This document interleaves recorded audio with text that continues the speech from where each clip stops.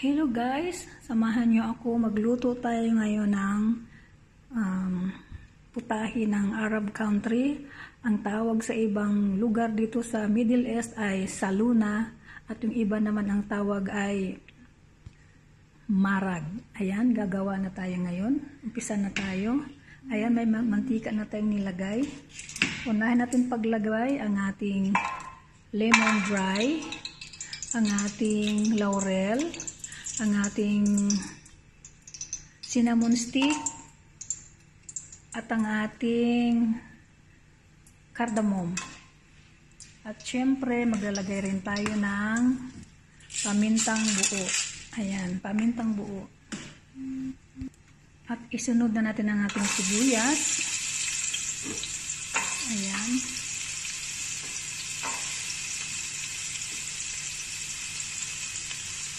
At ang ating sili, haba at kamatis. Gisa lang natin siya. Ayan, matasan natin ang apoy.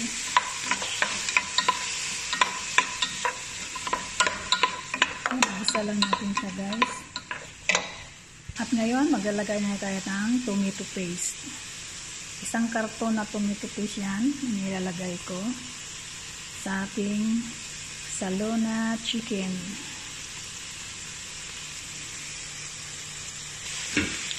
Yan, mix lang natin. Pag alam niyo na guys na nagiba na ang kulay ng tomato paste, ayan, pwede natin lagyan natin ang ating manok.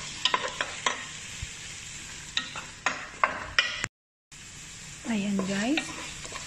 Pwede natin ilagay ng ating manok. Nagiba na ang kanyang kulay. Yan ang ating manok.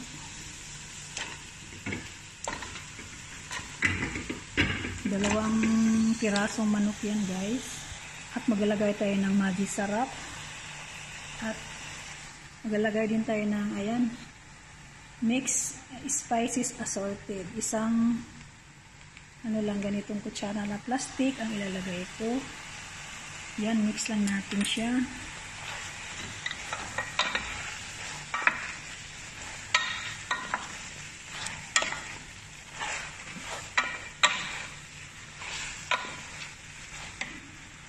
Mix lang natin siyang mabuti guys.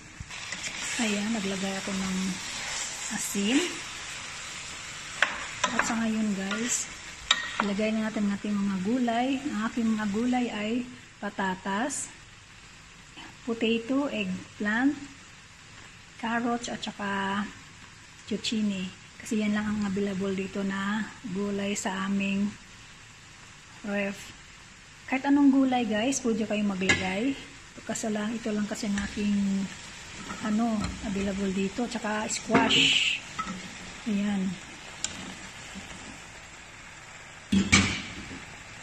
Yan, mix lang natin.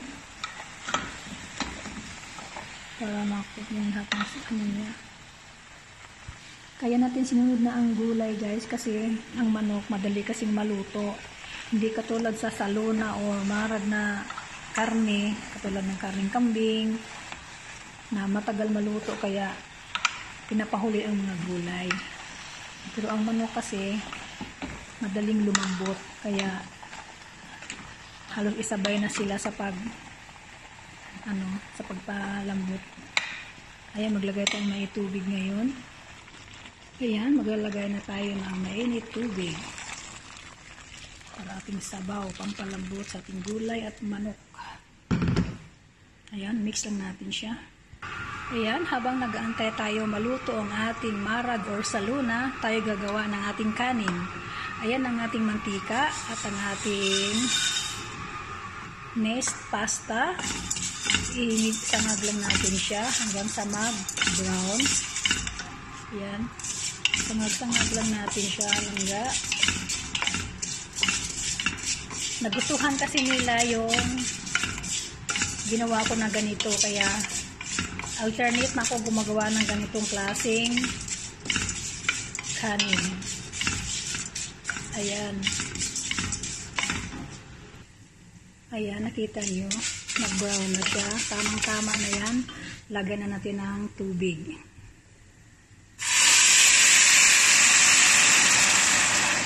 tubig ang nilagay ko agad-agad para hindi siya magiging malabsa. Ayan. May tayo ng asin. Ayan, isa. Dalawa. Ayan. At kulang pa yung tubig na yan. Magdagdag pa tayo ng tubig. Nagpainit pa ako. Kasi kailangan mainit tubig ang gagamitin. At ilagay na natin ang ating bigas. Ayan ang ating bigas.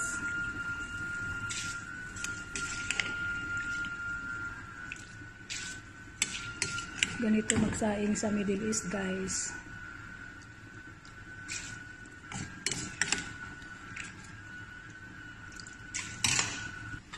Ayan, magdagdag tayo ng mainit tubig kasi kailangan yung lubog na lubog. At sasalain natin. Ayan siya, guys. Antayin lang natin magiging lampas sa half cook ang luto ng bigas para salain natin bago natin ipainin. At ngayon, silipin na natin ang ating marag or salona. Ayan na siya, guys. Pag naluto na yung gulay, okay na yan. Kasi ang manok madali lang maluto. At saka gulay, ang medyo matagal lang ay yung patatas. Ayan, takpan natin uli. Ayan, okay na nga ating bigas, guys. Ayan, painin na ito. I-drain na natin ang tubig para ating ipainin. Tayo na, pa-drain na natin siya. Ayan, guys, atin na siyang inalagay sa ating strainer para maalis yung excess na tubig. Ayan, excess na tubig pala. Ayan, balik na natin sa ating kaldero. Ayan, ganyan ang itsura ng ating rice, guys. Painin lang natin siya.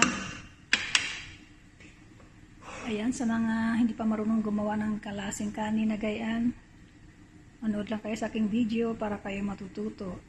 Ayan, takpan natin at paininin na siya. At atin na bisitahin ang ating salona or marag.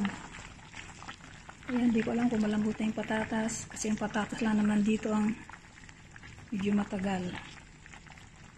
Maya-maya kaunti, medyo maano pa ang patatas.